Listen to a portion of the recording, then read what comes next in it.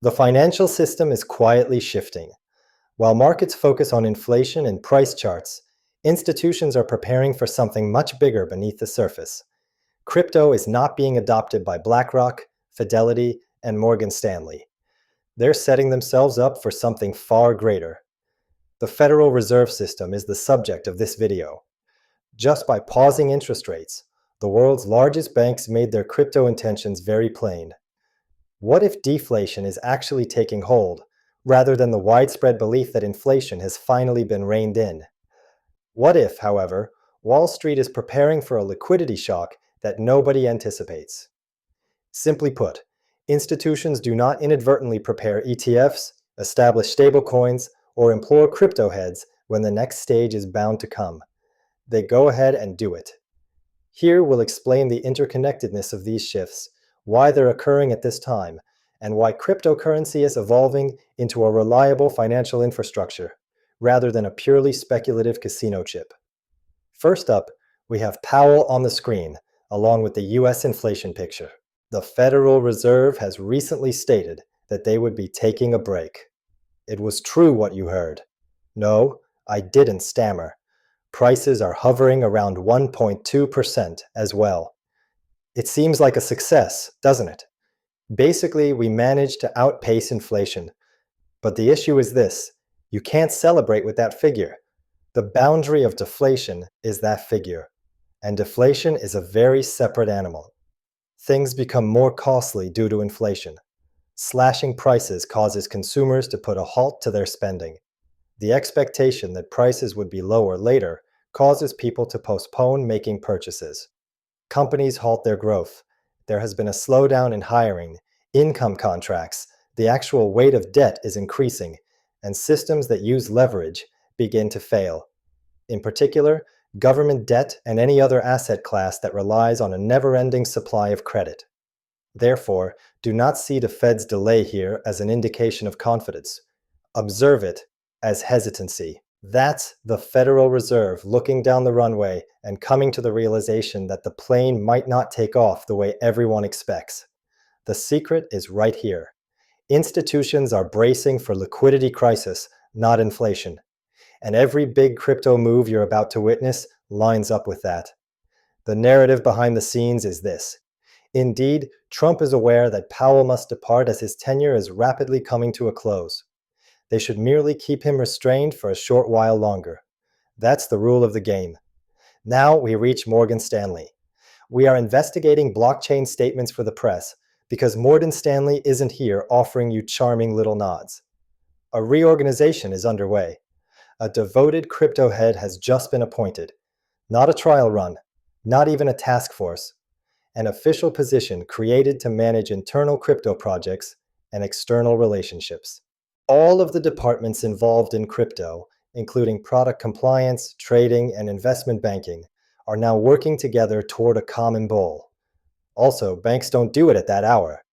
When there is clear visibility into revenue, they do it. We are not aiming to win over Twitter with this. Consumer demand is unrelated to this. This is nothing new to us.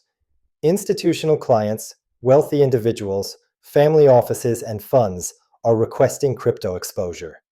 And Morgan Stanley has decided that they will not be tardy when the rails are chosen. Take note, TradFi is expanding its cryptocurrency offerings. Now, pretty much every bank is acknowledging it. Whoever is in the lead, who is in the rear, and whose act is to pretend it's still experimental is the only one that matters. There have been crypto-related moves afoot at Morgan Stanley. Discussion of exchange-rated funds, ETFs, collaborations with infrastructure providers, and customer base access. But this meeting serves as the crucial indication. The organizational chart is seen here. This is who you should contact. The control room is this way. Translation is that. So this is not an experiment. Things are coming together as we construct. And it's not for publicity purposes that a large bank begins constructing internally. This is due to their belief that they would need capabilities that they will not be able to outsource in a hurry in order to withstand the following wave. Just a moment as we wait for integrity and the following domino to fall into place. Simply said, you need a strategy, not gut feelings, to position yourself well for these moves. You are leaving yourself vulnerable to the same error that retail companies make again and time again. If you haven't joined the 100x Club yet, not acting until the next move is crystal clear, and then trying to catch up after the best entry have passed. You may learn to think about XRP and the crypto infrastructure like a strategist, not a gambler. With the XRP Millionaire Blueprint, which is available inside the 100 Times Club. On top of that, you will receive weekly stock alerts specifically for high potential opportunities. These setups have the ability to run hard when liquidity and sentiment change. And the meat of the matter, a method for consistently increasing your money, will be revealed to you. The pinned comment contains the plan, alerts, and strategy. We should return to it now because being faithful has only served to inflame the situation. Here is the consensus among all parties involved. There will be a stable coin introduction by Fidelity. Ripple has failed. This is going to derail XRP. Oh, please. That is not analysis. That's a conversation starter. There will be no ripple effect from Fidelity introducing a stablecoin. Actually, it lends even more credence to Ripple's overall premise. Storing value is the job of stablecoins. Value transportation is handled by rails.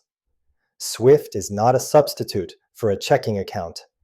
You can't rely on a coin that does nothing to replace settlement infrastructure. The what is a stablecoin. The rail indicates the way.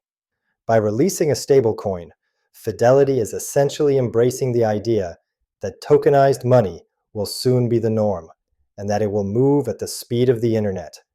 Accepting this fact necessitates the immediate installation of scalable, compliant settlement rails capable of connecting to banks, managing liquidity, and seamlessly integrating into the actual financial system. Establishments do not reimagine train tracks. What works, integrates, and has compliance scaffolding already in place is what they utilize. And this stablecoin tsunami does not undermine Ripple. Because of that, infrastructure is more in demand. As a result, it becomes quite noticeable when it is linked to the signals that BlackRock has been sending for months. Larry Fink has been providing you with straightforward predictions about the future. Assets in the financial sector are being tokenized. On a common network, all bonds and stocks are digitalized. Prompt resolution, cut expenses, increased openness, reduced resistance. This is the most overlooked aspect, though. When tokenization is the final objective, the struggle will shift to who has control of the infrastructure and the routes to liquidity.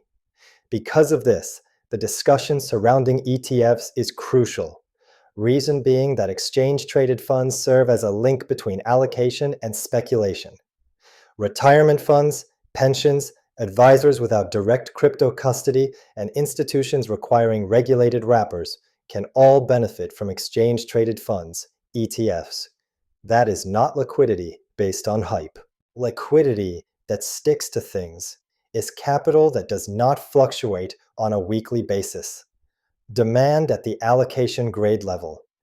Crypto won't feel like trading after that. It is starting to become an element of the portfolio. When something occurs, what needs to be completed first? Policy. Capital inevitably leads to regulation, without fail. That is why the tale of fair shake is significant. There is no such thing as a pro-crypto super PAC. There's no energy there. There is no community there. It's money for the military. With the support of influential members of the industry, Fairshake has been amassing a war chest in anticipation of the 2026 midterm elections. So crypto isn't requesting authorization anymore. It's purchasing power in the same manner that any industry experiences when it reaches a certain size. Fine with me, if that's the truth you find unappealing. Stop acting like politics and money are unrelated. If you wish to grasp the truth, you're wrong. Regulation is a product of economic considerations rather than ethical considerations. To ensure its own long-term viability, crypto is following the lead of every other big industry. It guarantees a place at the head table. Put this on top of everything that Ripple has been creating, and things heat up from here on out. In the end, Ripple will push its treasury. Months ago, I brought this up. Corporations handle their money using treasury tools. Financial office matters, including managing cash flow, optimizing liquidity, managing risk, and determining when settlements will take place. This is not hype. Things related to the infrastructure. Nothing changed as retail dealers simply looked at the price. The pipelines are being laid as institutions consider treasury integration. The most vocal groups won't emerge victorious when treasury management moves on-chain, even partially. Systems and networks that can manage large-scale compliance, liquidity, and integration will emerge victorious. Ripple has moved on from pursuing retail. Building for pump narratives isn't Ripple's focus. Construction is underway for CFO processes.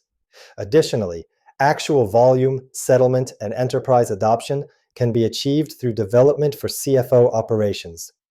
Sort of won't be seen as a green candle on your hourly chart until it's much past the time to dispute about it.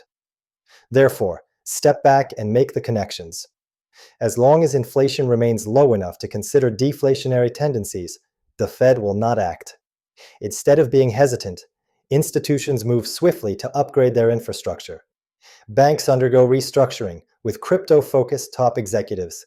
Compliance settlement rails are in high demand as asset managers introduce stable currency. The most environmentally friendly way for institutions to access capital is through ETFs. Thus, their growth is bound to occur. Crypto is securing its influence in order to steady the regulatory path, and politics follows money. Since Treasury and enterprise rails are where the real money flow resides, Ripple is moving further into those areas. No, this is not adoption. We are consolidating. As people quarrel over yesterday's inflation number and stare at charts like they're reading tea leaves, the financial system is quietly deciding how the next plumbing looks like. Since everything is always the same, here's the BlackRock ETF playbook. Not for fun does BlackRock move first. As soon as there is clear demand and the time is right, they act. Until customers begin demanding items that are out of stock, they make do with what they already have. And when customers threaten to go elsewhere if it isn't offered, BlackRock stops debating. They carry out the mission. Reason enough for their early adoption of Bitcoin ETFs. Ethereum follows because of that. Because of this, adding additional crypto ETFs to the shelf is not an if, but a when proposition. There was no reassurance in the Fed's pause. A sign had been sent. While people worry about inflation, banks and other financial institutions are securing crypto infrastructure, access to liquidity, and political influence. We will have already won the game by the time it becomes clear. In a market driven by impulse and noise, clarity becomes an advantage. A simple reminder: speed creates mistakes, while calm evaluation creates strength. Thank you for the trust and for being part of a community that values logic over emotion. Patience is discipline. Rational thinking is protection.